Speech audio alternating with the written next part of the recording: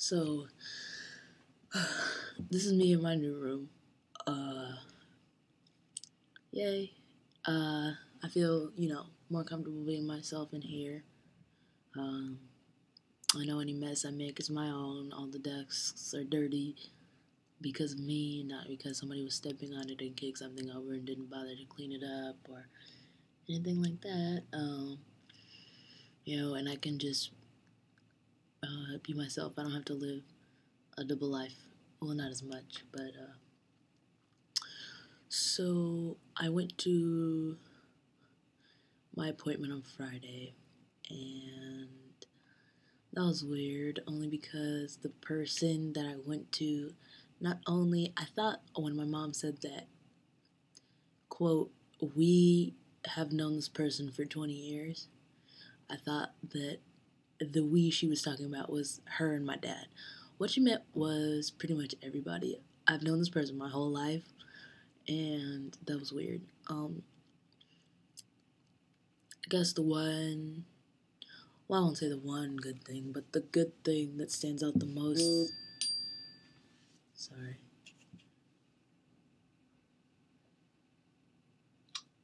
The good thing that comes to mind first about the appointment was it was my first time, the first Christian not affiliated with the LGBT community who told me that I wasn't going to hell. So that was nice. In fact, she, said the opposite. She was mostly just concerned for my happiness, which was awesome. You get tired of arguing people about whether or not you're going to hell. And for all you LGBT people out there, you're not. You're not. You're not. You're not. There's not a special hell out there for gays, or trans folk, or anyone who doesn't confine to the gender binary, or any asexuals, or anything. You're not going to hell. I'm not going to hell.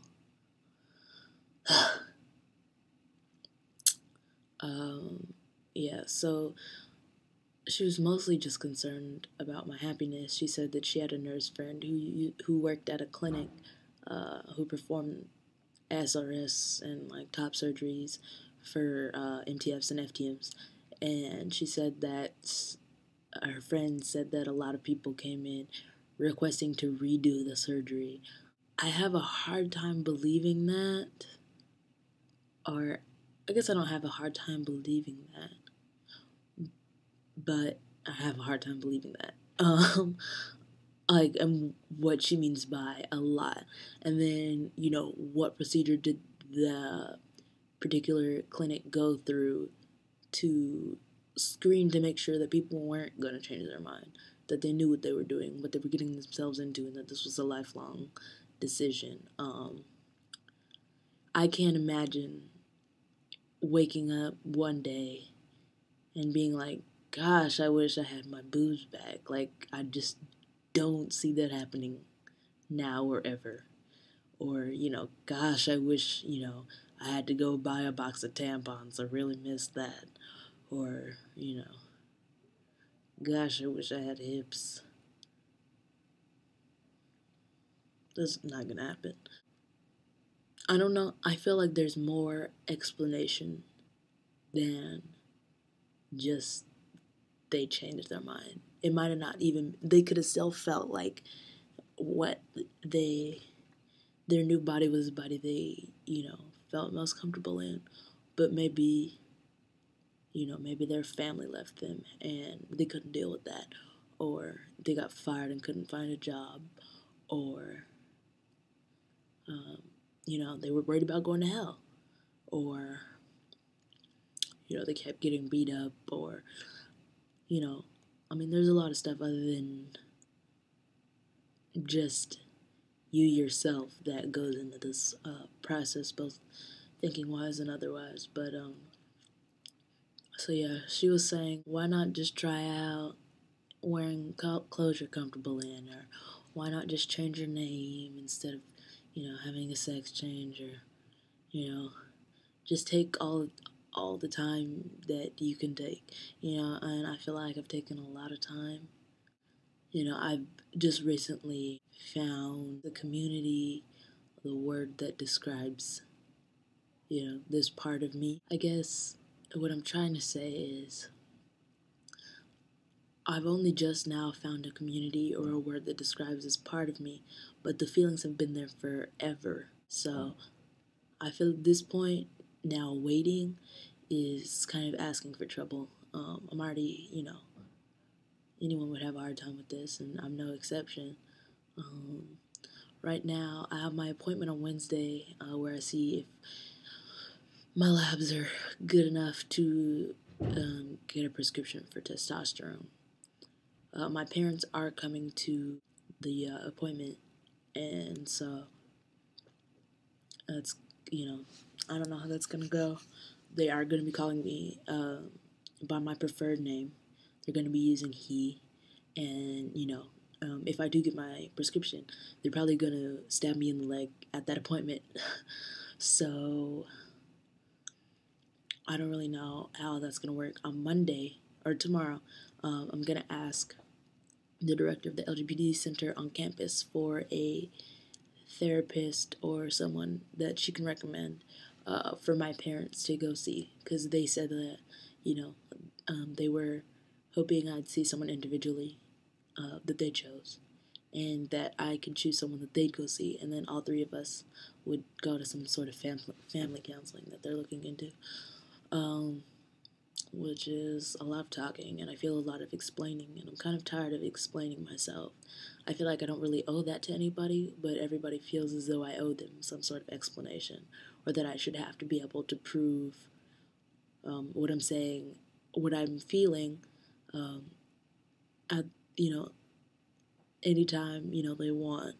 And honestly, it's taxing to constantly have to explain who you are and that you have the right to be who you are. Um,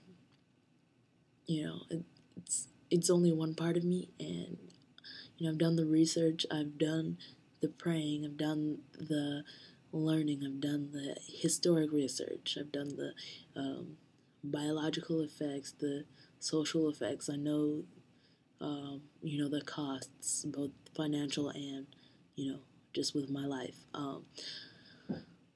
And I'm willing to risk it all just to, be comfortable in my body. And I feel like even when I do try to explain anything that I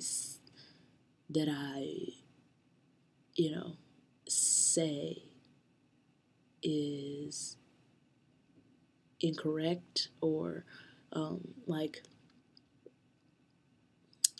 someone was asking me, well, what do I hope to gain from, going through the surgeries and starting hormones? And I was like, well, I really would hope to be happy. And, in my head, I was thinking, happy with who I see in the mirror, happy with, people calling me by a name or pronouns or titles that don't make me cringe, or, happy with the way my voice sounds when it comes out of my mouth, happy with the way people treat me without having to know me, to just treat me like a male, or not like a stud, or like, a woman, because, I mean, I'm not.